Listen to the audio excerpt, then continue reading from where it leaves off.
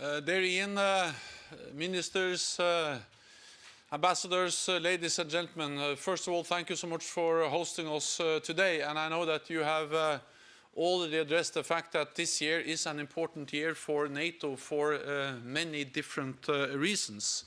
12 allies are celebrating the fact that they have joined the alliance. We are also welcoming this year the new member, the Republic of North Macedonia, as a member of the alliance. And North Macedonia already participates in NATO meetings as an invitee. And then, of course, we also celebrate the 70th anniversary of the alliance. And then I celebrate that also I became 60 just a few days ago.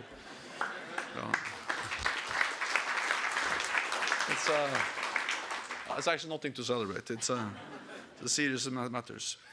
But there actually one more thing, and that is that last year, or no, back in 2017, we marked the fact that in 1947, we marked that it was 70 years since the Marshall Plan, created in 1947. And this plan was a bold plan and a bold vision to rebuild Europe and to strengthen the transatlantic partnership. It paved the way for institutions like NATO, which have underpinned the transatlantic security and prosperity ever since.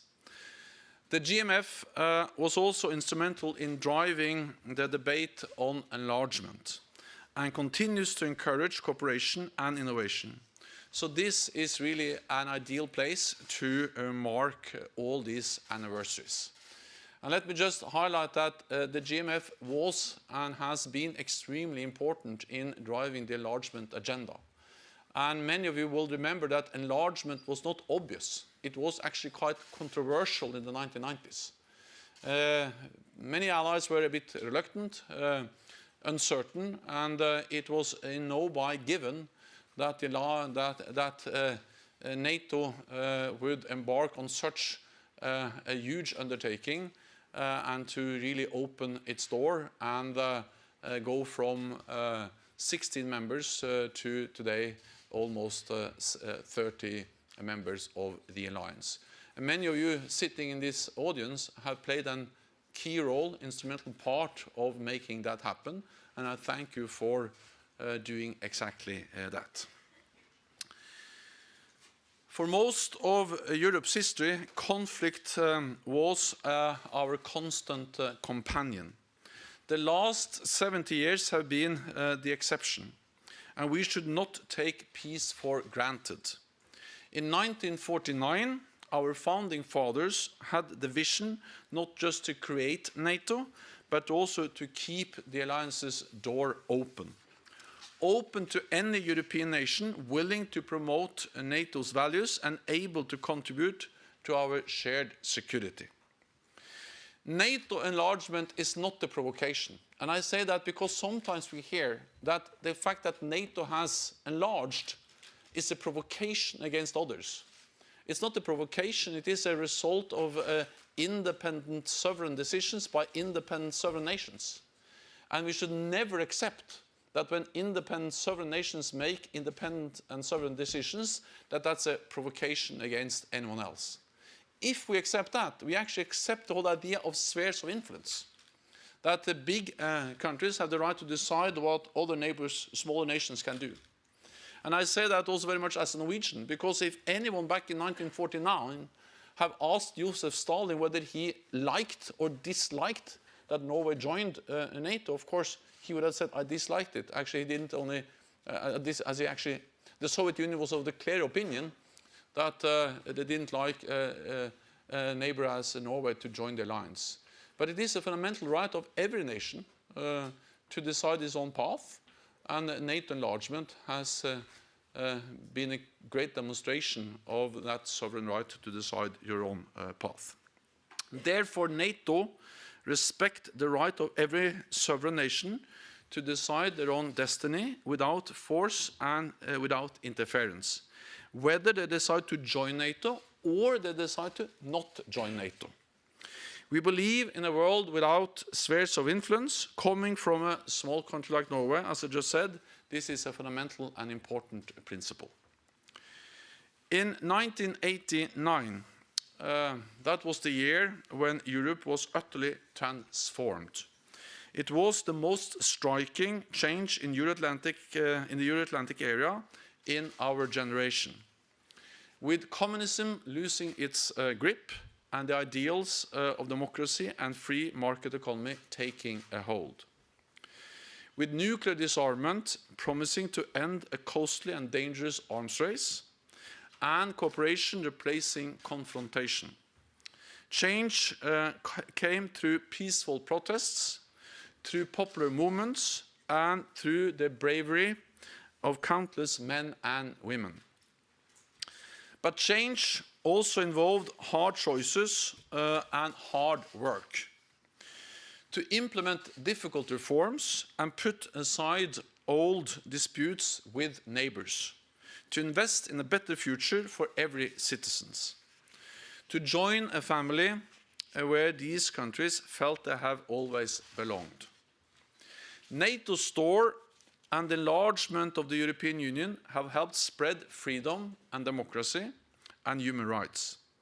And we must continue to work hard every day to uphold those values. Let us remember that the alliance do not stand in the way of strong and independent nations. NATO exists precisely to ensure the freedom and prosperity in which sovereign countries and peoples can thrive. Today, I'm happy to join you in celebrating 20 years since the Czech Republic, Hungary and Poland joined NATO. 15 years since Bulgaria, Estonia, Latvia, Lithuania, Romania, Slovakia and Slovenia became members, and 10 years since Albania and Croatia joined the alliance. All of your countries, and you're all represented here today, have shown great commitment to our alliance. You contribute brave and professional troops to our missions and operations, to fight terrorism and to maintain stability beyond our borders, from Afghanistan and Iraq to the Western Balkans. You shore up the eastern part of our alliance, from the Baltic to the Black Sea, hosting and contributing to NATO multinational forces. And many of you lead by example when it comes to burden sharing within our alliance, already investing 2% of your GDP in defense.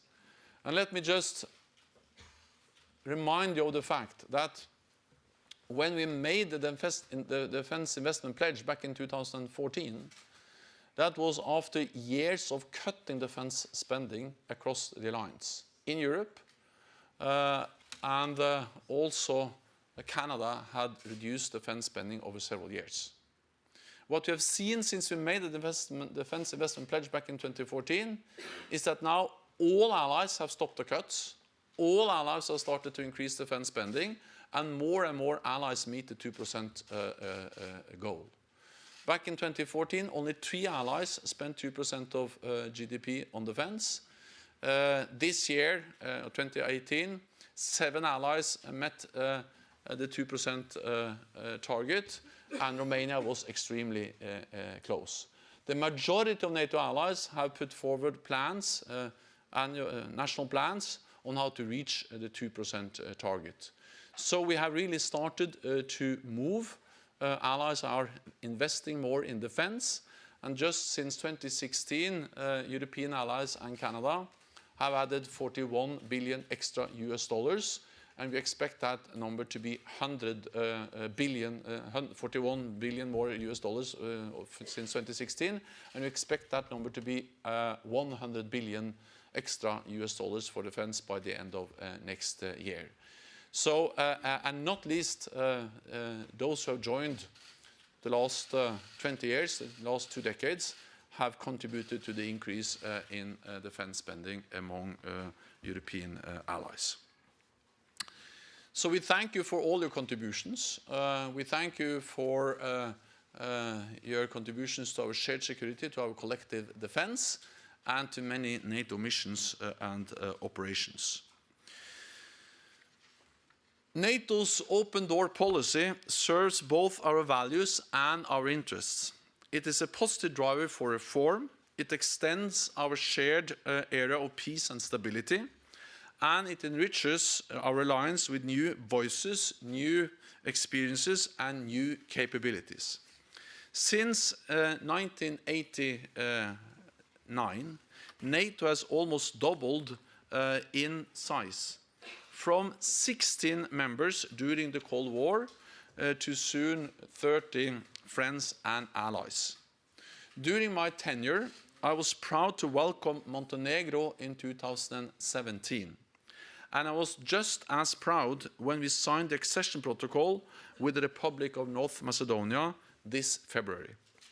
This was possible because of the historic agreement between Athens and Skopje on the name issue, which ended almost 3 decades of dispute and promises greater stability and prosperity for the whole region. NATO's door remains open. We continue to work with the 3 aspirant countries, Bosnia and Herzegovina, Georgia and Ukraine, to bring them closer. This year of anniversaries is cause for celebration. At the same time, we cannot be complacent. We cannot squander the hard-won gains of those who have came before us. They knew that history does not just happen, but that it takes courage and conviction to shape our world and defend our values. Today, in 2019, just as in 1949 and in 1989, NATO is adapting to a more complex and unpredictable world. This is what has made us the most successful alliance in history. Faced with the greatest security challenges in a generation, we are increasing the readiness of forces, investing more in our collective defense, and modernizing our alliance. We are doing more together with more partners in more places than ever before. And that's actually a paradox, because what we see now is that questions are raised about the strength of the transatlantic partnership on both sides of the Atlantic. Those questions are asked at the same time as we actually are doing more together in North America and Europe than we've done for many years. The US is not decreasing its presence in Europe, but the US is actually increasing its presence in Europe, with more troops, more exercises, more funding for US presence, and more investments in infrastructure. We are doing more together with the battle groups in the Baltic countries, with the increased presence in the Black Sea region, adapting and strengthening the command structure, spending more and exercising more. And European allies are stepping up. So the reality is that we are actually strengthening the transatlantic bond when it comes to security and defense. We are doing more together, and actions speaks louder than words. So we see the strength of the alliance just in times where we need a strong transatlantic bond to respond to a more unpredictable and uncertain world. So while the world around us has changed dramatically, our commitment to protect and defend one another has not. NATO remains both an anchor of stability and a beacon of hope. Thank you so much.